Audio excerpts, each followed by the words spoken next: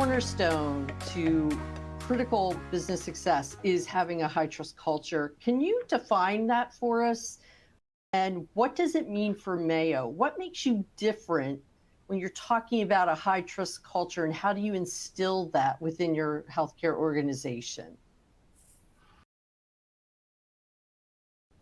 It's such a great question. And I think this gets at the secret sauce question, right? Because I think a high trust culture really is that secret sauce. So how it plays out within Mayo is one that we understand is so critical for our success, which is our employees' willingness to help others and being able to support others, whether that be a new trainee, whether that be a nurse intern, whether that be another colleague that has a heavier load, really ensuring that we have kind of that willingness and we model that as leaders, right? And so I think that's one piece.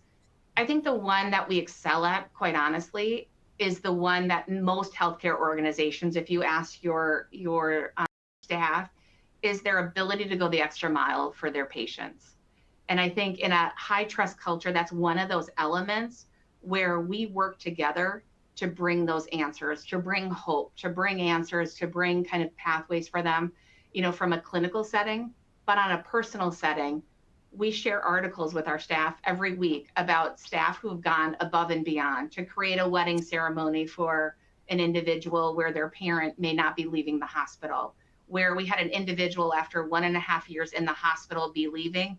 She was 6 years old. We had staff that were able to get a Cinderella kind of cart, like the horse and carriage, to take her away from the hospital in a Cinderella gown. We had staff administrators dressed up as, Disney characters as they went through it.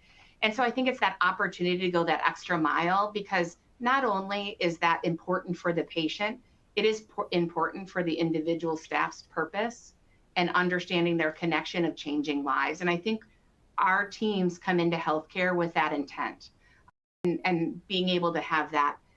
I think the last piece that I would describe about Mayo is really kind of that pursuit of solving hard problems. And those hard problems could be in the way of, deficiencies that we find within quality rankings. It could be in ways in which we have tough clinical kind of problems that we need to solve. But it's the ability to have those tough problems, bring in your team. We have a model that supports bringing in other people within solving the problem versus kind of saying, nope, this is mine and I'm taking it.